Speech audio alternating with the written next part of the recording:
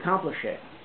Whether we accomplish it through just giving to God or we accomplish it through giving to human beings, ultimately we can become one with God by becoming true givers, but it's a much better way and a much more real way of accomplishing that by giving to other human beings, again, because of the checks and balances, to know that we're doing it the right way. That's a major principle in Matan Torah, that all of the principles of the Torah are basically to help us perfect the Ahavta L'Reacha Kamocha. There's a beautiful saying of the sages that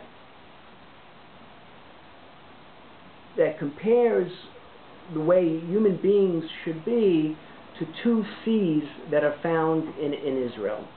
There's the Sea of Galilee, the Kinneret, and then there's the Dead Sea. The Sea of Galilee receives its waters from the Hermon, from the mountains, and it in turn gives its waters to the Jordan, and it gives its waters ultimately to the Dead Sea, to the Yam HaMelech. And what you find in the Kinneret is that it's teeming with life. It's full of life. The Dead Sea, which just receives its waters and does not give anywhere, there's no life to be found at all in the Dead Sea. So the message is, obviously, that we should become like the Kinneret, that we're receiving, and then we're receiving so that we can give to the other seas, to the Dead Sea and others, and then because of that, the Kinneret is full of life. The Dead Sea, which is just receiving for itself, becomes dead. There's no life at all to be found in the Dead Sea.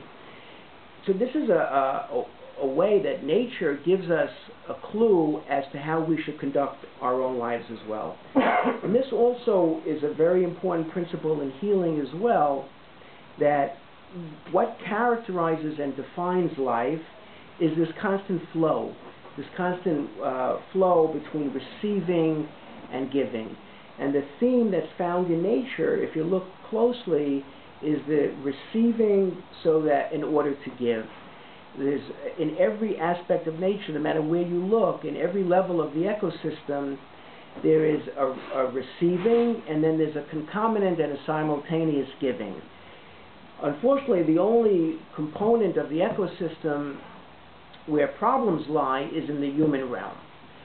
And this is the basic reason why there are so much suffering and disease in the world, is that our role in the ecosystem is somewhat defective. Basically, our orientation to the ecosystem is receiving just for ourselves. And you don't have to look very far to see that that's basically the theme of humanity up to this point, whether it's in big industries or whether in our personal lives as well. It's our focus and our orientation to the ecosystem that's not consistent with the true theme of the ecosystem of life in general, that's the source of all disease and suffering.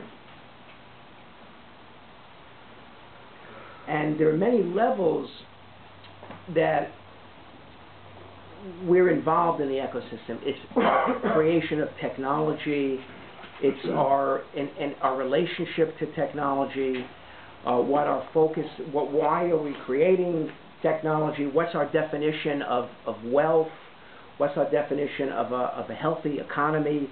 Ultimately, it's up to this point, it's still based on receiving, on how much we're purchasing, on how much we're receiving for ourselves. Even our orientation to eating, most of us think that this flow of the ecosystem basically, it ends with us eating.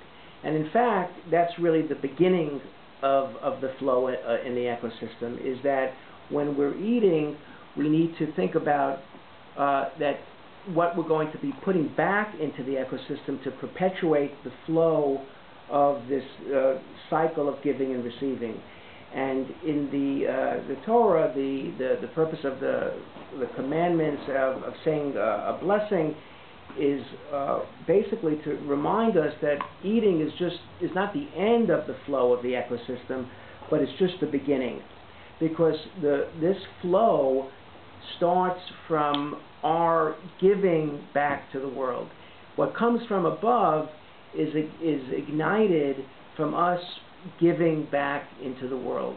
The flow from God and from the higher worlds is not the primary motion. It's a derivative.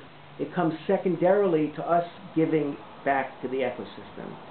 And you can interpret all of our problems, the problems of humanity and the problems of our ecosystem, is that there's a defect in our desire to receive, and that we haven't yet transformed it into the desire to give back to the world, to give back to others, and so that the ecosystem and our world is flowing based on the theme that our Ashlag presents, is the theme of life, is the theme of existence, it's the theme of the world, and ultimately it's the cause of our suffering when it's not transformed, and it will also ultimately be the source of our blessings when we fix the only component of the ecosystem that's not yet fixed.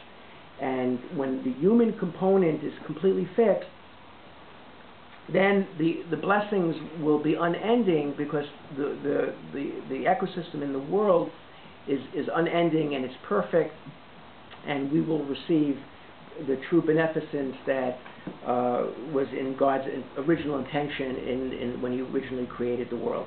So I'll stop for some questions, and then we'll go to a little bit deeper into some other aspects. Are there any questions so far? No questions? Yeah. Healing in the environment. How is that related to, in terms of the connection between healing and the environment? Is that more based in Kabbalah, or is there sources within the Torah itself, within the Amisha of the Torah and the Shisha of the Mishnah? In the healing that we, that connection. Okay, so there's a few places where healing is discussed in the Torah. One is, if you look in the Shema itself, in V'hayayim Shemoah, that it says that when we will keep the commandments, then we will receive the beneficence from the creation, from nature, from the so-called nature, from the ecosystem. It's in black and white. That's one place. And that means it will be a healed ecosystem, and we will receive the benefits from it. Then there's, in Chumash, in Shemos, it says that when we keep the commandments,